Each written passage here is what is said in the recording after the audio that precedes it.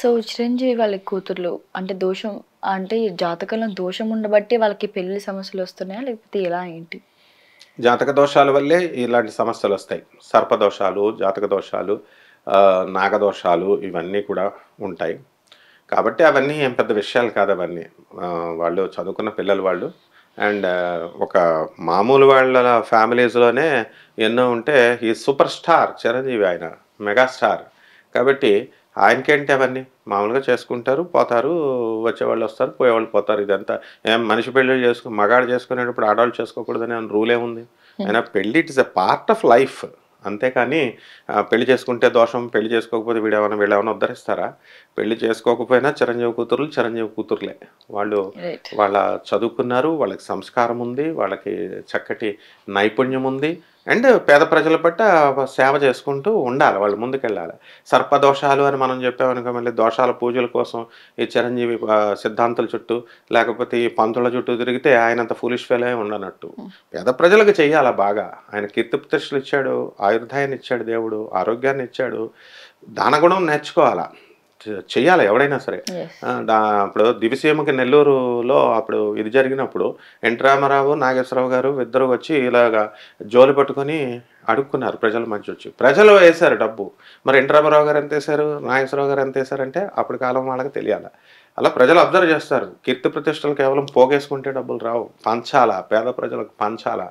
కాబట్టి ఏదో ఒకసారి చేసి ఒకటికి చేసి పనిచేశాను నేను అంటే కుదరదు. So you should continuously do the service to the poor people. Then definitely poor people admire చేస్తారు అండ్ బ్లెస్ చేస్తారు. అప్పుడు వాళ్ళ కూతురుల దోషాలు పోతాయి. అంతేగాని కుంకాలు పసుపులు ఇవి వేసేసి ఆ పూజలు ఈ పూజలు చేస్తే పోవు. కానీ జాతకరీత్యా మాత్రమే వాళ్ళ దోషాలు. రైట్. నాగబాబు గారి కూతురు నిహారికకి మళ్ళీ పెళ్లవుతుందా తన జాతక ప్రకారంగా? ఎందుకు చేసుకోకూడదమ్మా? చేసుకోవచ్చు.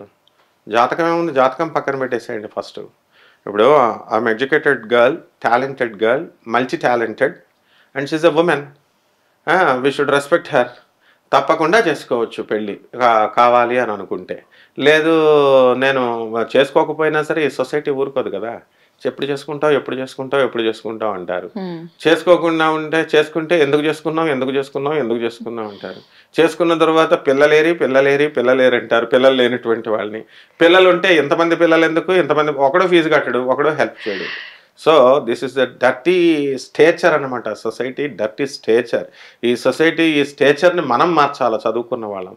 కాబట్టి నిహారిక బ్రహ్మాండంగా పెళ్లి చేసుకోవాలా. We are blessing her.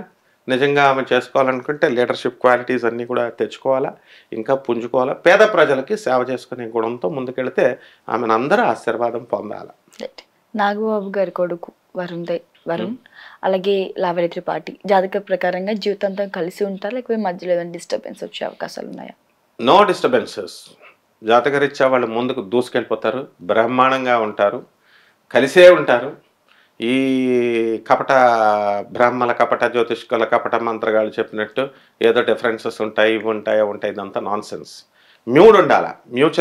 వాళ్ళిద్దరి మధ్య ఉన్నది మ్యూచువల్ రెస్పెక్ట్ ఉంది, మ్యూచువల్ అండర్స్టాండింగ్ ఉంది అండ్ మ్యూచువల్ కాన్ఫిడెన్స్ ఉంది. సో ఈ 3 ఫ్యాక్టర్స్ ఎప్పుడైతే పరస్పరం ఒకళ్ళపైన ఒకళ్ళకి ఈ నమ్మకము, తర్వాత ఈ యొక్క గౌరవం, ఇచ్చిపుచ్చుకోవడాలు, ఇలాంటి పరస్పర అవగాహనలు ఇలాంటివి ఉన్నంతకాలం వాళ్ళని బ్రహ్మదేవుడే విడదీయలేడు. ఆఫ్టర్ ఆల్ మానవులంతా. కాబట్టి ఈ జాతకాలంతా. కాబట్టి they are very good couple. So డెఫినెట్గా వాళ్ళు కలిసే ఉంటారు, బ్రహ్మాండంగా ఆదర్శవంతంగా ఉంటారు కూడా. ఈ విడిపోవడాలు ఏమి ఉండవు. అక్కినేని అఖిల్ గారి జాతకంలో అసలు సక్సెస్ ఉందా లేదా, ఎలా ఉండబోతుంది? అఖిలేని నాకు 6th క్లాస్ నుంచి తెలుసు. బ్లూ క్రాస్ సొసైటీకి వచ్చేవాడు.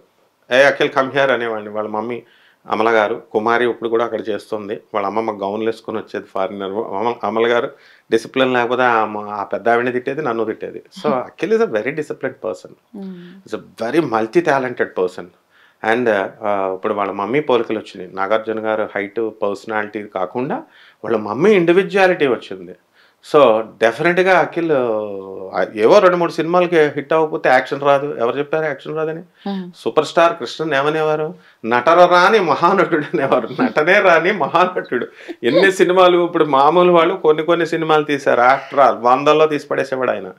అలాగా అఖిల్కి ఏదో ఇప్పుడు వరకు తీసినట్లో క్వాలిటీ చూడాలి, సక్సెస్ కాదు. ఇప్పుడు మేము పాఠం చెప్తామమ్మా, పాఠం చెప్పినప్పుడు స్టూడెంట్స్ అందరికీ అర్థమైందా అని వెళ్ళి అడుగుతారు, స్టూడెంట్స్ని అడుగుతారు. మేము తిడతాం కదా స్టూడెంట్స్ని, వాడు బాగా చెప్పలేదు అంటారు. వాడు ఎవడో సర్వే చేసేసి బాగా చెప్పలేదంటే సరిపోద్దా? రిజల్ట్ అనేటటువంటిది మనం కష్టపడాల. ఇప్పుడు కథలో ఏది, కథ ఎక్కడుంది, కథా బలం ఎక్కడుంది? కథా బలం ఉండాలా? నువ్వేదో పెద్ద రాజమౌళి గారి లాగా సెట్టింగ్స్ వేసేస్తే ఓ చంకలు గుద్దేసుకొని ఈ ఎంత పెట్టేశారో ఇన్ని వందల కోట్లు అని చంకలు గుద్దుకుంటున్నారు. ఇప్పుడు ఈ సినిమా తీశారు, ఇది కల్కి, 600 కోట్లు అంటున్నారు. కోట్లు గిట్లు కాదు అక్కడ, కథా బలం ఉండాలా, కమిట్మెంట్ ఉండాలా, ఇమాజినేషన్ ఉండాలా, ఫ్యూచర్ని దర్శించగలిగాడు. ఇలా ఉంటుందని ఒక ఊహ పెట్టాడు నాగశ్విన్, ఊహించి చేశాడు. దానికి ప్రభాస్ గారికి సంబంధం ఏముంది, అఖిల్కి సంబంధం ఏముంది? హీరో ఎంతవరకు తన రోలు తాను కరెక్ట్గా చేశాడా లేదా, హీరోయిన్ తన రోలు కరెక్ట్గా చేసిందా లేదా పర్ఫెక్ట్గా. నటనలో లోపం ఉంటే వీళ్ళని అనాల, అంతేగాని సినిమా ఫ్లాప్ అయితే కూడా హీరోని అంటారు, సినిమా ఫ్లాప్ అయితే తర్వాత అనేది హీరోయిన్ మీద పెద్ద ప్రభావం ఉండదులే పాపం.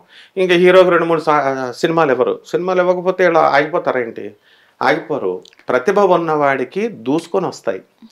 ఇక్కడ కాకపోతే టీవీకి పోతారు, టీవీకి కాకపోతే ఇంకో చోటకు పోతారు. టాలెంట్ని ఎవ్వరు కూడా ఆపలేరు.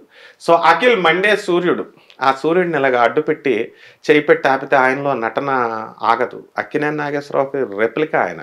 అక్కినేని నాగేశ్వరరావుని గుద్దుకుంటూ వచ్చాడు, ఆయన బ్లడ్ ఉంది అక్కడ. అందువలన ఏదో వీళ్ళు చెప్పేసి సుమంత బాలేదు, అఖిల్కి లేదు అంటే సరిపోదు. మహానటుల కుటుంబం అది. కాబట్టి డెఫినెట్గా అక్కినేని నాగేశ్వరరావు గారు వంశం కాబట్టి అఖిల్ సూపర్ సక్సెస్లు ఇస్తాడు. ప్రజలందరూ కూడా హ్యాపీగా, అభిమానులు అంతా వెయిట్ చేయొచ్చు. అఖిల్కి ఏ వయసులో పెళ్ళి అవే అవకాశం ఉంటుంది? అఖిల్ ఒకడు, ప్రభాస్ ఒకడు, వీళ్ళంతా పెళ్లికి ప్రాధాన్యత ఎవరు? ఈ ఫూలిష్ ఫెలోస్, జాతకం చెప్పే వాళ్ళకి పెళ్ళే ప్రధానం వీళ్ళకి. అందుకని ఈ ఏజ్లో పెళ్లి చేసుకోలేదు, ఆ ఏజ్లో పెళ్లి చేసుకోలేదు అంటారనమాట. వీళ్ళంతా ఏంటి, అవుట్డేటెడ్ గాడు, ఎస్టర్డే బిస్కెట్స్ వీళ్ళంతా. కాబట్టి అట్లా చెప్తారు. ప్రభాస్ ఎందుకు చేసుకోడు ఆయనకు తెలియదు. ఆయన మనకలా మనిషి కాదా? రాహుల్ గాంధీ మనకలా మనిషి కాదా? లేకపోతే అఖిల్ మనకలా మనిషి కదా? వాళ్ళకి మనసు ఉండదా? వాళ్ళకి లవ్లు ఉండవా? వాళ్ళకి భావాలు ఉండవా? ఫీలింగ్స్ ఉండవా? వాళ్ళు కెరీర్కి ఎక్కువ ఇంపార్టెన్స్ ఇస్తారు. ఇప్పుడు సమంత అయినా సరే ప్రతి ఒక్కడు ఈ యొక్క వివాహానికే ఇస్తాడు అనుకోకూడదు. మ్యారేజ్ అనేది it is a part of life అంతే. అంతేగాని జీవితంలో ఒక భాగం. పాతకాలం మాటలు మాట్లాడితే ఎలా? ఇప్పుడు నా స్టూడెంట్స్ అంతా మెడికోస్ ఉన్నారు, ఇంజనీరింగ్ స్టూడెంట్స్ ఉన్నారు, నేను చూస్తున్నాను. నేను వాళ్ళని ఏమంటారు, వాళ్ళు మ్యారేజ్లు చేస్తున్నారు. మ్యారేజ్లు చేస్తే ఇండివిజువాలిటీ బాగా పెరిగిపోయింది. భర్తతో సమానంగా సంపాదననే కాదు, ఇండివిజువల్ థాట్స్ కూడా వచ్చినాయి, వాళ్ళకి బాగా పెరిగినాయి. కాబట్టి భర్త పరస్పరం ఆయన ఉద్యోగం ఆయన చేసుకోవాలి, వీళ్ళ ఉద్యోగం వీళ్ళు చేసుకోవాలా. ఏదో ఇదివరకు పాతకాలంలో మా నాయనమ్మ నోరెత్తలేదు మా తాత ముందు అంటే కుదరదు. అవన్నీ ఇచ్చిపడేస్తారు డైవర్సులు. ఇప్పుడు 10 మందికి పెళ్ళిళ్ళు అయితే నా స్టూడెంట్స్లో 8 మంది డైవర్స్లే. అందుకనే కదా ఇప్పుడు వాళ్ళు పాపం ఆడపిల్లలే ఎప్పుడైనా సరే పెళ్లి కాని వాళ్ళని చూసి పరిహసిస్తే అది వీళ్ళందరికీ ఆ దోషాలు అంటుకుంటాయి, చూసే పబ్లిక్ కూడా దోషాలు అంటుకుంటాయి. అఖిల్కి మెయిన్ కెరీరే ప్రధానం. అండ్ ఆయన వీళ్ళంతా మామూలు వాళ్ళు చూసే ప్రేక్షకులు వీళ్ళంతా మనందరం కూడా వీళ్ళంతా ఏంటి, వాళ్ళకి గోల్స్ లేవని చెప్పి అవతల గోల్స్ ఉండవా? అక్కినేని నాగేశ్వరరావు గారు మనవడు ఆయన. కాబట్టి ఆ పేరు ప్రతిష్టలు ముందు తెచ్చుకోవాలా, ఆ తర్వాతే ఈ తొకలా పెళ్ళి అనేటటువంటి ధోరణిలో అటువంటి అగ్ర హీరోలు వెళ్తారు. So that's the reason. అందుకనే సినిమా హీరోలు కానీ పొలిటీషియన్స్ కానీ వాళ్ళు పెళ్లికి ప్రాధాన్యత ఎవరు? ఏదో లేట్ అయిపోయినట్టు వీళ్ళేదో పెద్ద ఫీల్ అయిపోతూ ఉంటారు.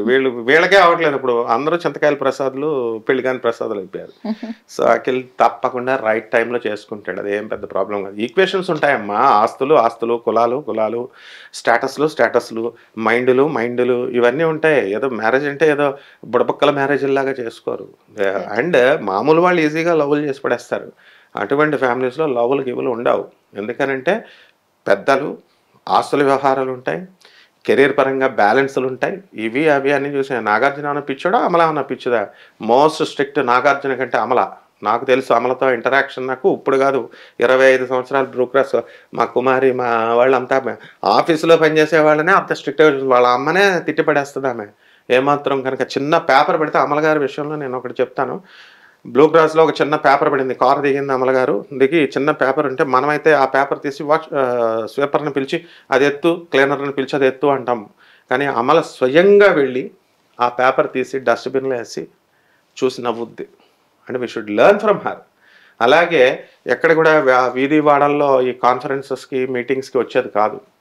ఆమెను కలవాలంటే ఈమెయిల్ పెట్టాలా, ఈమెయిల్ పెడితే చూసుకుంటుంది. బ్లూ గ్రాస్ మీటింగ్ ఉంటే మేడం అంటే వస్తుంది, లేకపోతే రాదు. వెళ్ళాలి మేడం మీరు అని మేమంతా చెప్పిన తర్వాత ఆమె స్లోగా వీధి వాడల్లోకి వచ్చింది. ఆమె రావాల్సిన అవసరం ఏంటి, అక్కినే నాగార్జున గారి భార్య ఆమె. అలాగే ఇప్పుడు మా ఫుడ్ ఫ్యాట్స్ ఫెర్టిలైజర్స్కి బ్రాండ్ అంబాసిడర్ ఆమె, సన్సలైట్కి, గోయంకా గారు ప్రొడక్ట్కి. సో ఇవన్నీ ఏం తెలుసు ప్రజలకి, పెళ్లి కాలేదు, పెళ్లి కాలేదు, పెళ్లి కాలేదు. He's the son of Amala.